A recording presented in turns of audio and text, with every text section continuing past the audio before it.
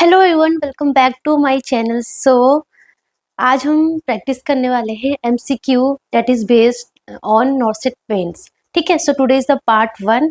Basically बहुत कम दिन बचे हैं नॉर्सेट मेंस में, तो अभी आपको वन मोर इम्पॉर्टेंट थिंग कि अभी आपको कुछ अलग सोर्स पे नहीं जाना है। आपने जो जिस सोर्स से आपने फॉर प्रीलिम्स के लिए आपने जो प्रिपरेशन किया था नॉर्सेट प्री के लिए, वही सोर्स आपको रखना है, वही बुक रखना है, वही कोचिंग के नोट्स रखने हैं, उसको ही अच्छे से रिवाइज करना है। बस आपको एमसीक्यू बहुत सारा करना है, बहुत सारा आपको एमसीक्यू प्रैक्टिस करना है। ठीक है, उसको एनालाइज करते रहना है, जहाँ जहाँ पे मिस्टेक आ रहा है उसको आपको ओवरकम करना है। ठीक है, सो स्टार्ट करते हैं आज हम कुछ एमसीक्यू प्रैक्टिस करने का that is based on NORCET mains.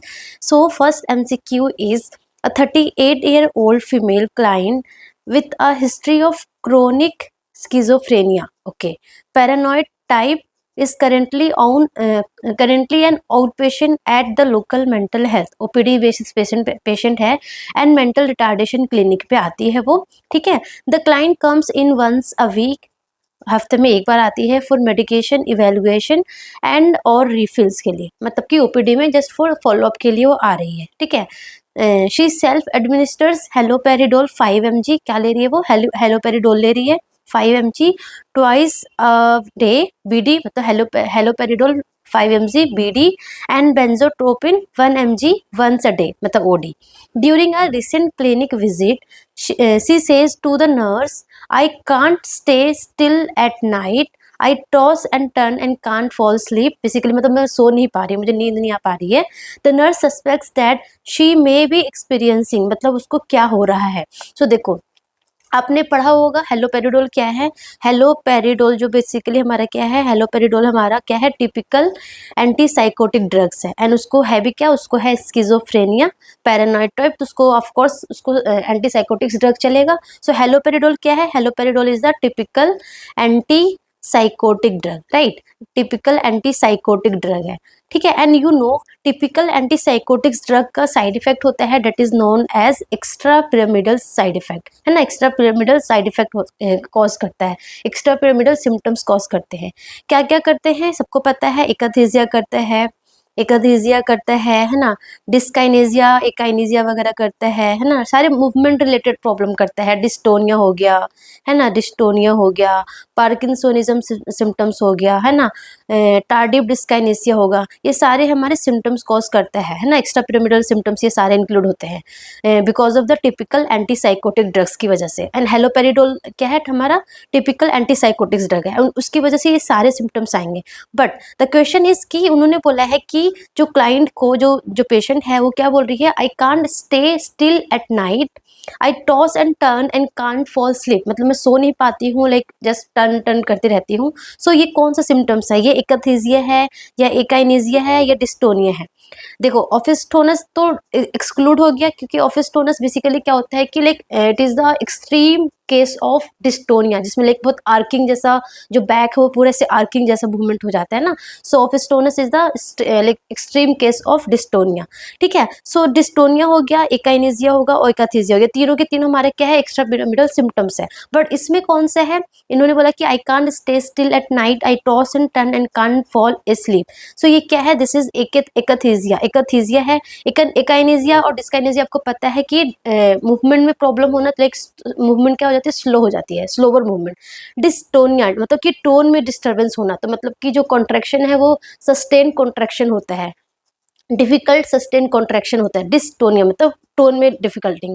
काइनेसिया मतलब काइनेटिक मतलब मूवमेंट में प्रॉब्लम। एकाथीजिया मतलब कि जो पेशेंट है वो बहुत रेस्टलेस फील करेगा, उसको जल्दी नींद नहीं आएगी, वो एक जगह पे आराम से बैठ नहीं सकता है ना। So this type of symptoms is known as akathisia, and इसको क्या है, एकाथीजिया का एग्जाम्पल है। सो इस तरीके से लाइक जो मेंस में ना, मेंस हार्ड नहीं है, इट्स नॉट कि बहुत हार्ड एग्जाम है, सिमिलर टू प्रीलिम्स ही है। बस थोड़ा सा उसको जो जो पूछेंगे एमसीक्यू जो पूछेंगे वो थोड़ा सा लाइक थोड़ा सा, जैसे कि उन्होंने ड्रग से पूछा तो वो डायरेक्टली नहीं पूछेंगे, लाइक इसमें उन्होंने इतना लंबा चौड़ा उन्होंने क्वेश्चंस बनाया कि देखो कितने लाइंस के क्वेश्चंस है, आप देख के डर जाओगे। बट उन्होंने बहुत सिंपल चीज पूछा है कि उसको I can stay still at night, fall sleep, मतलब वो टर्न टॉस कर रही है, तो वो बेसिकली वो होता क्या है, बेसिकली उन्होंने सिर्फ इतना ही पूछा है, बट बहुत घुमा फिरा के पूछा, तो लोगों को लगता है कि मेंस हार्ड है, बट मेंस हार्ड नहीं है। पहले आप अपने माइंड से ये चीज़ निकाल दो कि मेंस हार्ड है, बल्कि मुझे लगता है मेंस बहुत ईजी है, क्योंकि इसमें नॉन नर्सिंग पार्ट भी नहीं आएगा, सिर्फ और सिर्फ हमारा मेजर नर्सिंग पार्ट आएगा, तो आपके लिए बहुत ईजी हो जाएगा कि सिर्फ नर्सिंग का सिलेबस ही पढ़ना है। ठीक है, सो इसका आंसर क्या होगा, एकथीजिया होगा।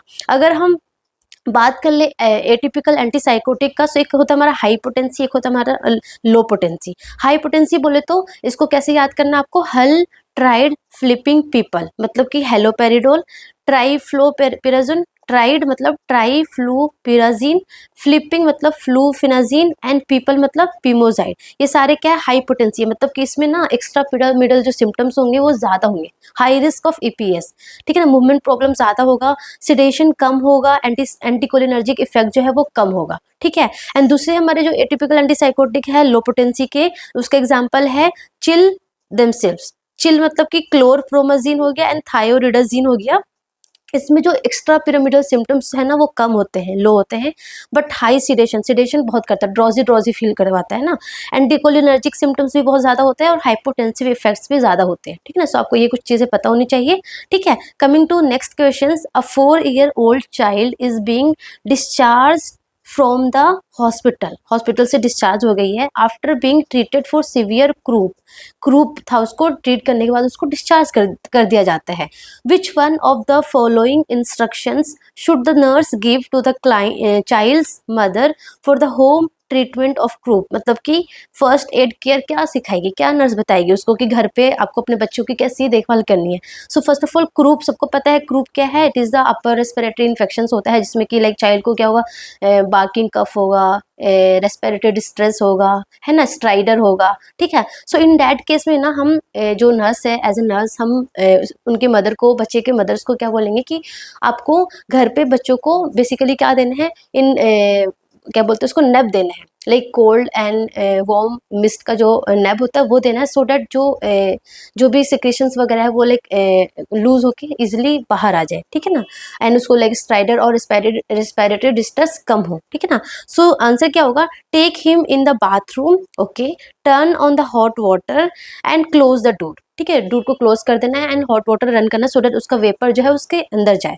ठीक है, give him a dose of antihistamine, जिसका कोई रोल नहीं होगा। ठीक है, in the group, give large amount of clear liquids if drooling occurs. तो देखो ऑलरेडी चाइल्ड को ड्रूलिंग हो रहा है ना, ड्रूलिंग हो रहा है मतलब कि वो स्वेलो नहीं कर पा रहा है, मतलब कि उसको रेस्पिरेटरी डिस्ट्रेस हो गया है, रेस्पिरेटरी सिस्टम जो है वो ब्लॉक भी हो सकता है ना, एंड मतलब कि वो प्रॉपर ड्रूल हो रहा है, एंड इन ड्रूलिंग केसेस आप और उसको फ्लूइड दोगे तो हो सकता है कि एस्पिरेट हो सकता है चाइल्ड को, है ना, एस्पिरेट हो सकता है। सो हम ये तो बिल्कुल अवॉइड करेंगे, बी भी गलत हो गया और सी भी गलत हो गया, है ना, give large amount of clear liquid if drooling occur, so ये बिल्कुल ही कॉन्ट्राइंडिकेटेड होगा। Place him near a cool moist vaporiser and encourage crying, तो यहाँ तक तो सही था कि कूल मिस्ट वेपोराइजर देंगे। ठीक है, and encourage the crying, crying को इनकरेज करेंगे, ये गलत है। क्यों, जब बच्चा रोएगा तो और चांस है ना कि रेस्पिरेटरी और डिप्रेशन हो सकता है, और लाइक जो भी रेस्पिरेटरी ट्रैक्ट है वो और ब्लॉकेज और ऑब्स्ट्रक्शन हो सकता है, तो और जो सिम्टम्स है वो और वर्स हो जाएगा। सो इनकरेज क्राइंग जो है वो गलत है। बाकी place him near a cool mist vaporiser ये सही था। ठीक है ना, सो आंसर क्या होगा, take him in a bathroom, turn on the hot water और कोल्ड मिस्ट वेपोराइजर में लेके जाएंगे एंड उसको इनहेल करने बोलेंगे, ताकि वो लूज हो एंड जो ऑब्स्ट्रक्शन है वो ना हो। ठीक है ना, सो आंसर क्या होगा, A is the correct answer. उसके बाद next question is identify the following instrument. So ये देखो आपको, ये आपने अच्छे से, मैंने आपको इंस्ट्रूमेंट वाली क्लासेस में बताया था, ये कुछ इस तरीके से है ना। सो ये क्या है, ये हमारा ट्रेकियल डायलेटर है। ट्रेकिया जो ट्रेकियोस्टोमी करते हैं वो ट्रेकियल डायलेटर है। यूटेराइन डायलेटर की बात करें या फिर सर्वाइकल डायलेटर की बात करें या फिर यूरेथ्रल डायलेटर, वो आपका सिंपल ऐसा शेप में होता है ना, ऐसा इलोंगेटेड शेप में होता है। सो ये बिल्कुल ऐसा नहीं होता है। So this is answer D. ठीक है, next question, which of the following medications require close observation for bronchospasm in the client with chronic obstruction pulmonary disease और अस्थमा, मतलब कि बेसिकली उन्होंने बोला है कि जो पेशेंट है वो सीओपीडी का है और अस्थमा का है, उसमें हम कौन सी मेडिसिन हम जो बोलेंगे कि कॉन्ट्रा इंडिकेटेड है, यही बोला उन्होंने, नहीं सॉरी, कौन सी मेडिसिन में हमें क्लोज ऑब्जर्वेशन की नीड है, close observation for bronchospasm in the client. तो बेसिकली उन्होंने फार्मेसी क्वेश्चंस पूछा है, उसके मतलब साइड इफेक्ट्स आप बोल सकते हो, एंड इनडायरेक्टली वे में पूछा, और इस तरीके का ही मेंस में एग्जाम मेंस में क्वेश्चंस पूछते हैं, ठीक है ना। सो उन्होंने बोला है कि वीरापेमिल में आप क्लोज ऑब्जर्वेशन दोगे, या फिर अमरिनोन में दोगे, या फिर एपिनेफ्रिन में दोगे, या फिर प्रोपेनोलोल में दोगे। सो देखो, बेसिकली जो हमारे सीओपीडी या फिर अस्थमा के पेशेंट होते हैं, उसमें हम बीटा ब्लॉकर जो है ना, beta blocker basically beta 1 beta 2 जो एगोनिस्ट होते हैं, बीटा ब्लॉकर जो होता है लाइक प्रोपेनोलोल, एटिनोलोल, लेबिटालोल वाले जो ड्रग्स होते हैं ना, उसको देने पे हमें प्रॉपर लाइक पेशेंट को ऑब्जर्व करना पड़ता है। क्यों? क्योंकि ये ड्रग्स क्या करते हैं, बीटा ब्लॉकर, ये हमारा वेजो कंस्ट्रिक्शन करता, सॉरी ब्रोंको कंस्ट्रिक्शन करता है। जो ब्रोंकस है ना, उसका कंस्ट्रिक्शन करेगा, ब्रोंको स्पैज्म करेगा, तो इसलिए हमें क्लोज ऑब्जर्वेशन करने होते हैं, ठीक है ना। सो आंसर क्या होगा, प्रोपेनोलोल क्या होगा, बीटा ब्लॉकर है, एंड ये क्या करेगा, ब्रोंको कंस्ट्रिक्शन करेगा या ब्रोंको स्पैज्म करेगा। तो हमें यहाँ पे क्या है, क्लोज ऑब्जर्वेशन की नीड है in case of COPD and asthma, क्योंकि ऑलरेडी वो सीओपीडी का पेशेंट है, और ज्यादा ब्रोंकोस्पैज्म हो जाएगा, और ज्यादा ब्रोंको कंस्ट्रिक्ट हो जाएगा, तो सिम्टम्स क्या हो जाएगा, और वर्स हो जाएगा। सो हमें क्लोज ऑब्जर्वेशन की नीड है, ठीक है। Next question, a client is being discharge with albuterol, ठीक है। एल्ब्यूटेरोल क्या है, this is the vasodilator, sorry bronchodilator है ना, ब्रोंकोडाइलेटर है ये, एल्ब्यूटेरोल है, साल्ब्यूटामोल है ना, ओलोल वाले हैं। सो ये क्या है, हमारे ब्रोंकोडाइलेटर है। एंड बैक्लोमिथासोन क्या है, स्टेरॉइड्स है, ठीक है ना, टू बी एडमिनिस्टर्ड विया इनहेलेशन के थ्रू एडमिनिस्टर करना है 3 times a day, TDS है, TDS ये ड्रग्स चल रहा है, ठीक है। And at bed time plus HS है, ठीक है। Client teaching regarding the sequential order in which the drug should be administered includes, मतलब कि एल्ब्यूटेरोल है और बेक्लोमिथासोन है, बेसिकली वो TDS प्लस HS चल रहा है। तो बेसिकली एग्जामिनर ने क्या पूछा है कि उसका सिक्वेंशियल ऑर्डर क्या है, पहले कौन सा देंगे एंड बाद में कौन सा देंगे, पहले ब्रोंकोडाइलेटर देंगे या पहले स्टेरॉइड्स देंगे। सो क्या देंगे, पहले glucocorticoids followed by bronchodilator followed by the glucocorticoids, alternate successive administration according to the client's preference. तो हमेशा देखो, सबसे पहले हम ब्रोंकोडाइलेटर देंगे सो दैट जो हमारा ब्रोंकस है वो प्रॉपर डायलेट हो जाए, एंड देन हम स्टेरॉइड्स देंगे सो दैट प्रॉपर इफेक्ट हो, ठीक है ना। सो पहले क्या देंगे, ब्रोंकोडाइलेटर देंगे, and then followed by the glucocorticoids. ये सिंपल है, ठीक है, ऑल्टरनेटिव सक्सेसिव नहीं है, सिंपल है। ब्रोंकोडाइलेटर देंगे, 5 to 10 मिनट्स के बाद स्टेरॉइड्स दे देंगे, ठीक है। So answer is B. Next question, a 35-week pregnant client is undergoing a non-stress test. During the 20 minutes examination, the nurse notes that 3 fetal movement accompanied by acceleration of the fetal heart rate, each 15 beat per minute lasting 15 seconds. Okay, the nurse interprets this to be reactive, non-reactive, positive or negative. Very simple and बहुत बार multiple time ये repeat होता है exam में। सो देखो, आपको पता है non stress test जब हम करते हैं, ये 2 तरीके का होता है, एक होता है हमारा रिएक्टिव, एक हमारा होता है नॉन रिएक्टिव, है ना। रिएक्टिव बोले तो रीएश्योरेंस, मतलब कि सब कुछ ठीक ठाक है, बढ़िया है, बच्चे को अच्छे से ऑक्सीजनेशन मिल रहा है। कब बोलेंगे कि ये नॉन स्ट्रेस टेस्ट रिएक्टिव है, मतलब कि रीएश्योरेंस है, कब बोलेंगे, हम क्या करते हैं, 20 मिनट्स का टेस्ट करते हैं। 20 मिनट्स के टेस्ट में fetal acceleration, fetal heart rate जो है मोर देन और इक्वल टू 2 एक्सेलरेशन हो, फीटल हार्ट रेट का मोर देन और इक्वल टू 2 एक्सेलरेशन हो, ठीक है। एंड ड्यूरिंग एक्सेलरेशन जो फीटल हार्ट रेट है ना, फीटल हार्ट रेट जो है ना, वो मोर देन 15 सेकेंड हो, मतलब जो बेस लाइन जो चल रहा है ना, लाइक बेस लाइन जो भी चल रहा है 120 130, उससे 15 बीट पर मिनट ज़्यादा हो, है ना, 15 बीट पर मिनट ज़्यादा हो, एंड 15 बीट पर मिनट से ज़्यादा होना चाहिए, प्लस मोर देन 15 सेकेंड के लिए हो, मोर देन 15 सेकेंड के लिए हो, तो इसको हम बोलेंगे रिएक्टिव और रीएश्योरेंस नॉन स्ट्रेस टेस्ट, ठीक है ना। बट अगर 20 मिनट्स में अगर 2 एक्सेलरेशन नहीं होगा, तो हम 20 मिनट्स और वेट करेंगे, मतलब कि टोटल हम 40 मिनट्स तक करेंगे, 40 मिनट्स तक हम नॉन स्ट्रेस करेंगे। स्टिल 40 मिनट्स में भी अगर मोर देन 2 एक्सेलरेशन नहीं होगा, तो उसको हम बोलते हैं नॉन रिएक्टिव टेस्ट और नॉन रीएश्योरेंस टेस्ट, ठीक है। सो उनमें क्या बोला, इसमें तो उसको 3 फीटल मूवमेंट एक्सेलरेशन था, एंड जो फीटल हार्ट रेट था वो 15 बीट पर मिनट से बेसलाइन से ज़्यादा था, और 15 सेकेंड तक लास्ट था। तो ये क्या है, this is the reactive non stress test. Answer क्या होगा, बी होगा, ठीक है। Next question, a nasogastric tube is inserted pre-op is attached to low intermittent suction, ठीक है, एनजी ट्यूब इंसर्ट किया है pre op, so that proper जो भी अंदर जीआई सिक्रेशन वगैरह है वो प्रॉपर ड्रेन करते है ना, लो इंटरमिटेंट सक्शंस पर अप्लाई कर दिया, कनेक्ट कर दिया। A client with an NG tube exhibits this symptoms, he is restless है वो, सीरम इलेक्ट्रोलाइट्स आर 138, पोटेशियम 4 है, ब्लड पीएच 7.53 है, this client is most likely experiencing hyperkalaemia. Normal कितना होता है 3.5 to 5, पोटेशियम कितना है 4, this is the normal value, so ये तो गलत हो गया, ए गलत है। बी क्या बोला, hyponatraemia, again this is 138, 135 to 145 is normal value, again this is wrong.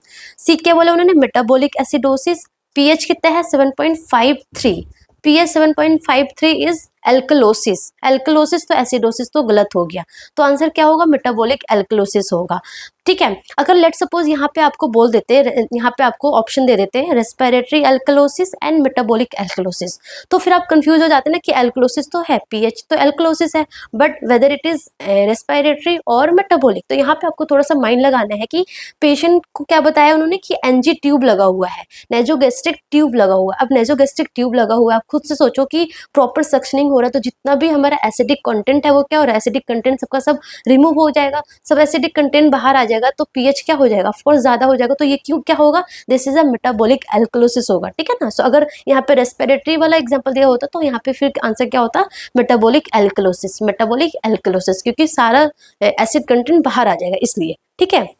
Next question, in addition to changing the mother's position to relieve cord pressure, the nurse may employ the following measures in the event that she observed the cord out of the vagina. Code जो है वो out of the vagina है, मतलब कि prolapse code, prolapse code आपने सुना है ना, प्रोलैप्स कोड, प्रोलैप्स कोड है, एंड जो कोड आपको जो दिख रहा है ना वो आउट ऑफ द वजाइना है, तो इन दैट केस आप क्या करोगे, what is your like immediate actions, आपका क्या होगा। सो पहले मैं आपको बता देती हूँ, जैसे अगर आप let suppose you are posted as a nursing officer in gynaec ward, and आपने देखा कि जो है वो कोड जो है वो प्रोलैप्स है, कोड जो है बाहर विजिबल हो रहा है, तो आपका फर्स्ट एक्शन क्या होगा, फर्स्ट प्रायोरिटी अगर हम पूछे तो क्या होगा, relieve pressure on code, press जो कोड पे जो प्रेशर लग रहा है उसको हमें रिलीव करना है, तो क्या करोगे आप, जस्ट फिंगर से आप जो प्रेजेंटिंग पार्ट है ना उसको एलिवेट कर दोगे, प्रेजेंटिंग पार्ट को एलिवेट कर दोगे, सो दैट कोड पे कंप्रेशन कम होगा, तो प्रॉपर बच्चे को ऑक्सीजनेशन होता रहेगा। So first priority is this is the first priority. First priority क्या होगा, relieve the pressure on cord, for that you have to wear the sterile gloves and you have to like क्या बोलेंगे, decrease the pressure, जो presenting part है उसको elevate कर दोगे and decrease the pressure on the code, this is the first priority. Second priority is the position, and ये सब कुछ साइमल्टेनियसली होगा, सिर्फ बहुत आराम आराम से नहीं होगा। सेकंड प्रायोरिटी क्या होगा आपका, पोजीशन होगा, किसका पोजीशन, मदर का position. Second priority is position, position में आप क्या क्या दे सकते हो, you can give knee chest position, basically हमारा मोटिव क्या है कि जो कोड पर कंप्रेशन कम करना है, कोड पर जो प्रेशर लग रहा है वो कम करना है, तो आप नी चेस्ट पोजीशन दे सकते हो, या फिर आप ट्रेनलिनबर्ग पोजीशन दे सकते हो, ट्रेनलिनबर्ग पोजीशन दे सकते हो, या फिर आप पेशेंट मतलब सुपाइन ही लेटा हुआ है उसके अंडर, हिप के अंडर आप क्या लगा दो, पिलो लगा दो, सो दैट प्रेशर कम लगे, है ना। सो ये सारा पोजीशन आप दे सकते हो, and simultaneously you have to give oxygen also, ठीक है ना। And then you have to inform the doctor, doctor को इन्फॉर्म करना है, ठीक है, ये ऐसे प्रायोरिटी चलेगी। एंड वो जो अगर जो कोड है वो बाहर विजिबल होगा, वजाइना से बाहर विजिबल होगा, तो आपको क्या करना है, you have to maintain the cord moisture, cord को मॉइस्चर रखना है, तो उसके लिए आप क्या करोगे, sterile gauze, sterile warm gauze जो है, गॉज पीस जो होता है ना स्टेराइल, वो उसको हम नॉर्मल सलाइन से वार्म से हम उसे कवर कर देंगे, ठीक है। So and also you have to continuous monitor the fetal heart rate in like to assess की डिप्रेशन में तो नहीं चला गया बच्चा, तो आपको फिटल हार्ट रेट आपको मॉनिटर करना है, and prepare for emergency delivery like LSCS के लिए आपको प्रिपेयर करना है, ठीक है ना। सो उन्होंने क्या बोला है, immediately pour sterile saline on the cord and repeat this every 15 minutes to prevent drying, ये गलत है, ऐसे नहीं कि हम pour करेंगे 15 minutes, every 15 minutes, no, continuous we have to cover the this cord, जो विजिबल हो रहा है उसको कवर करना है वार्म, मॉइस्ट, स्टेराइल गॉस से, ठीक है ना। सो ये गलत हो गया। Cover the cord with a wet sponge, तो इन्होंने वेट स्पॉन्ज बोला है। सो इन्होंने ये नहीं बताया कि वो मॉइस्ट होना चाहिए, वो मॉइस्ट होना चाहिए, स्टेराइल होना चाहिए, जस्ट वेट से कवर करना है। सो ये हमारा गलत हो गया। Apply a cord clamp to the exposed cord and cover with a sterile towel, बिल्कुल गलत है ये, ठीक है ना। Keep the cord warm and moist by continuous application of warm sterile saline compress, and this is the right answer.